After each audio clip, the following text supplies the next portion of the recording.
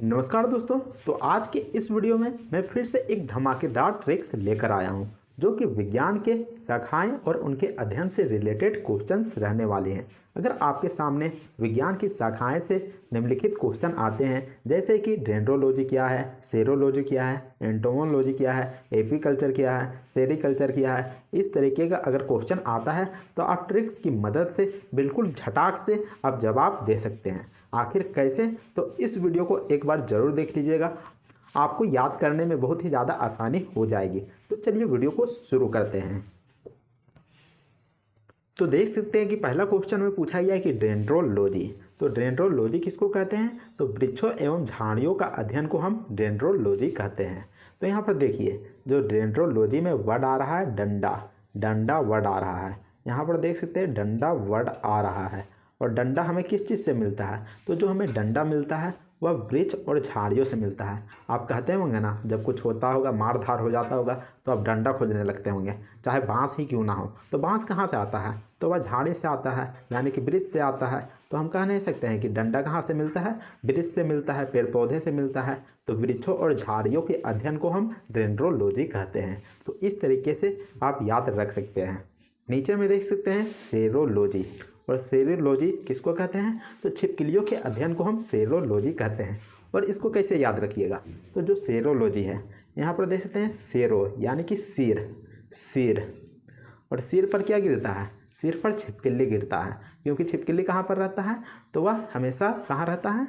तो छत पे रहता है, यानी कि कह सकते हैं ना कि हमारे सर के ऊपर रहता है, देखते हैं ना दीवार में रहता है, तो वहाँ पर छिपकली रहता है और हमारे सर में गिर जाता है। तो आपको याद रखना है कि सेरोलॉजी यानी कि सिर में छिपकली गिर जाता है।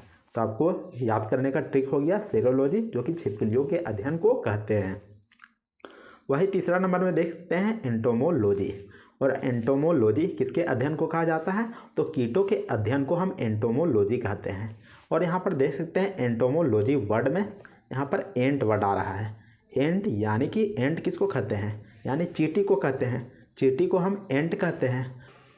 और चींटी कैसा है? तो चींटी भी एक कीड़ा ही है, यानी कि एक कीट है। तो आपको ध्यान रखना है कि एंट किसको कहते हैं? एंट यानी चींटी, और चींटी एक तरीके का कीड़ा होता है, यानी कि कीट होता है। तो कीटों के अध्ययन को हम क्या कहते हैं? एंटोमोलॉजी कहते हैं। तो आपको ध्यान में रखना है।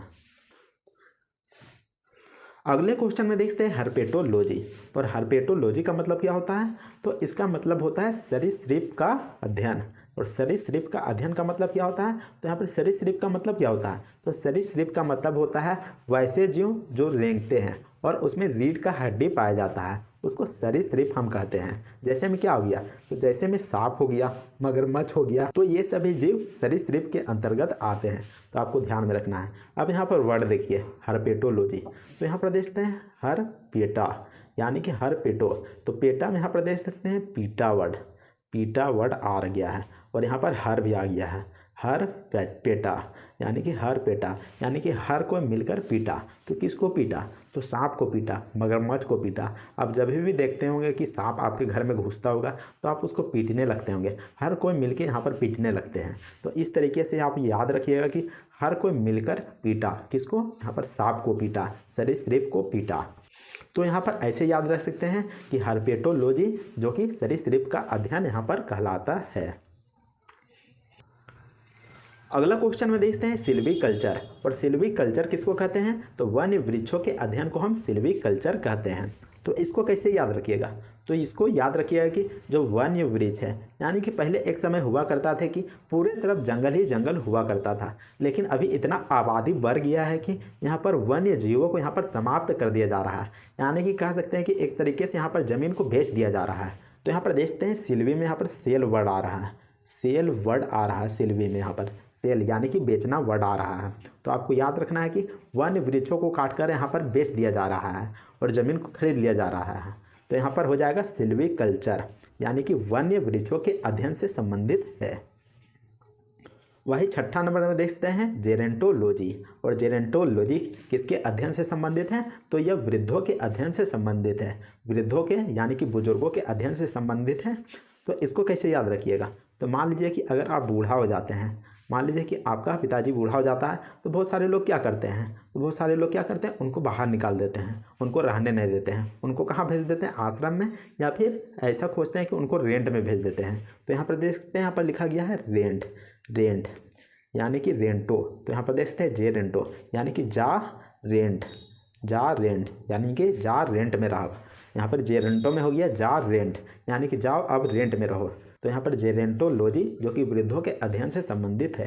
तो आप इस तरीके से यहाँ पर सभी शाखाएं और अध्ययन को याद कर सकते हैं। तो उम्मीद करते हैं कि आपको यह वीडियो पसंद आ रहा होगा। तो वीडियो को लाइक ज़रूर कीजिएगा। इसके अलावा कमेंट करके हमें बताइएगा कि आपको यह जानकारी और यह ट्रिक्स पसंद आ भी रही है या फिर नहीं, ताकि हमको भी समझ में आए कि मेरे द्वारा बताया गया चीज़ आपको अच्छे से समझ में आ भी पा रही है या फिर नहीं। अगला सवाल में देखते हैं कि पोमोलॉजी, और पोमोलॉजी में हम किसका अध्ययन करते हैं? तो पोमोलॉजी के अंतर्गत हम फलों का अध्ययन करते हैं। तो इसको कैसे याद रखिएगा? तो इसको ऐसे याद रखिएगा कि पोमोलॉजी के अंतर्गत एक फल आता है और उस फल का नाम क्या है? तो उस फल का नाम है पेमोग्रेनेट। और इस फल को हम पेमोग्रेनेट क्यों कहते हैं? तो इस फल का नाम यहाँ पर हिंदी में बोले तो अनार है। अनार तो आपने ज़रूर खाए होंगे और अनार को आप जानते होंगे कि छोटे छोटे लाल दाने होते हैं और उसी को हम अनार कहते हैं और इंग्लिश में हम उसको पेमोग्रेनेट कहते हैं। तो आपको ध्यान में रखना है, क्योंकि जो यहाँ पर फल आ गया पोमोलॉजी के अंतर्गत अनार, पेमोग्रेनेट, तो उसी के चक्कर में हम याद रखेंगे कि यहाँ पर फलों के अध्ययन को हम पोमोलॉजी कहते हैं। तो आप इस तरीके से इसको याद रख सकते हैं।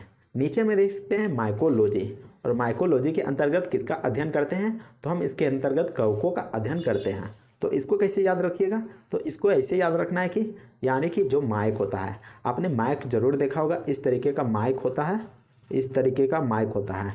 और इसी तरीके का आपने मशरूम में देखा होगा, कवक देखा होगा, जो कि यहाँ पर इस तरीके का होता है कवक, इस तरीके का कवक होता है। बहुत छोटा कवक भी होता है, जैसे कि इस तरीके का कवक होता है, यानी कि लगभग माइक के जैसा ही होता है जो कवक होता है। नीचे में पकड़ने वाला डंटी होता है और ऊपर में गोल गोल जैसा होता है, यानी कि छाता जैसा होता है। तो उसी को यहाँ पर माइक और कवक से कंपेयर कर देंगे तो दोनों लगभग सेम दिखता है।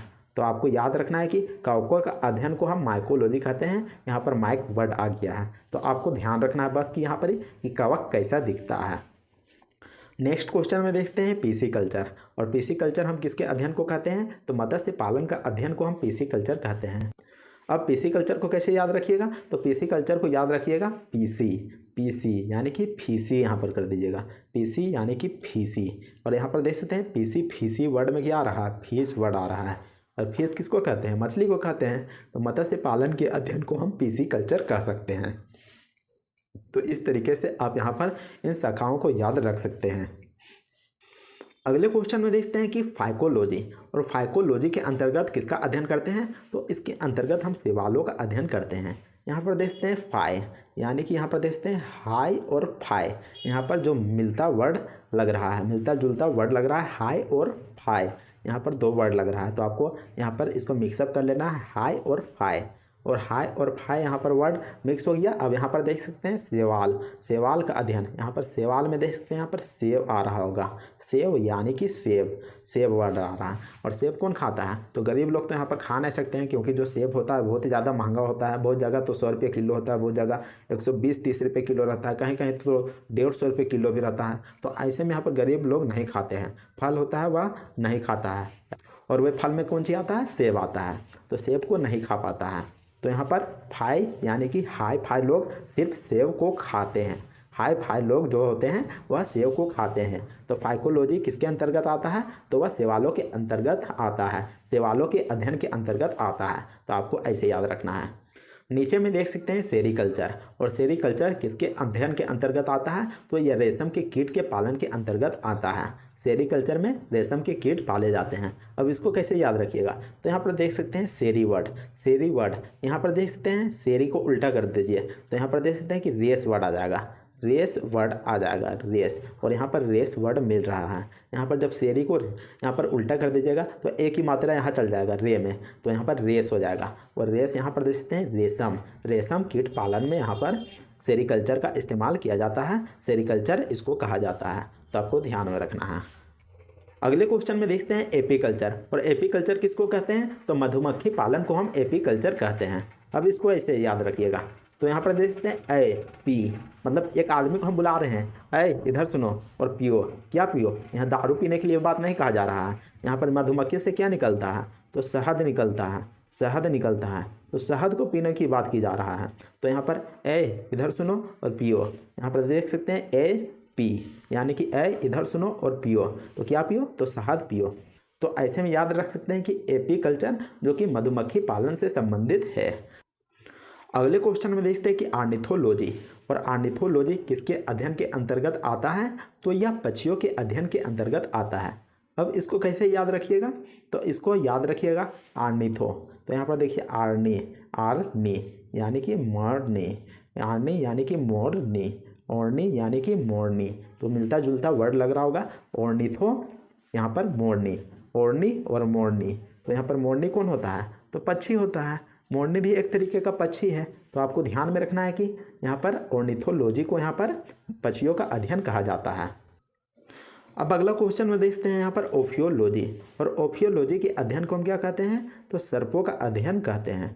ओफियोलॉजी के अध्ययन को हम सर्पों के अध्ययन के अंतर्गत रखते हैं। अब इसको कैसे याद रखिएगा? तो मान लीजिए कि यहाँ पर आपने सांप को देख लिया, आपने सांप को देख लिया, तो ऐसे में क्या कीजिएगा? अब डंडा लेके जाइएगा, या फिर जो आपका दरवाज़ा कमाड़ी होगा सब वो बंद कर दीजिएगा, यानी कि ऑफ कर दीजिएगा। और यू यानी कि तुरंत कर दीजिएगा। आप अपने कमाड़ी को तुरंत बंद कर दीजिएगा। तो आपको ध्यान में रखना है कि सर्पों के अध्ययन को हम ओफियोलॉजी कहते हैं, यानी कि सांप को देखते ही हम यहाँ पर कमाड़ी दरवाजा बंद कर देते हैं ताकि हमारा घर में घुस नहीं पाया। तो ओफियोलॉजी जो कि सर्पों का अध्ययन कहलाता है। अगले क्वेश्चन में देख सकते हैं एंथोलॉजी, एंथोलॉजी जो कि पुष्पों का अध्ययन कहलाता है। और आपने शायद पढ़ा होगा कि जो पुष्प होते हैं उसमें एंथर होता होगा। तो यहाँ पर देख सकते हैं कि एंथरा, यहाँ पर एंथर यहाँ पर वर्ड मिल रहा है, एंथ यहाँ पर मिल रहा है, यहाँ पर रा वर्ड अपने से लगा लीजिएगा, एंथर होता है। तो इस तरीके से यहाँ पर याद रख सकते हैं कि एंथोलॉजी जो कि पुष्पों का अध्ययन कहलाता है। और एक ट्रिक बता देता हूँ, एंथोलॉजी यानी कि यहाँ पर एंथनी याद रखिएगा, एंथनी, एंथनी। और एंथनी जो है डेट कर जाता है, और जो एंथनी है वह डेट कर जाता है। तो एंथनी जो रहता है वह एक अंग्रेज रहता है, अंग्रेज रहता है, क्योंकि नाम ही से लग रहा होगा कि वह अंग्रेज है। तो ऐसे में उसको दफनाने से पहले क्या करते हैं? उस पर हम फूल रखते हैं, यानी कि पुष्प रखते हैं। तो फूल रखते हैं, पुष्प रखते हैं। तो आपको ध्यान में रखना है कि ऐसे में याद रख सकते हैं कि पुष्पों का अध्ययन जो कि एंथोलॉजी कहते हैं।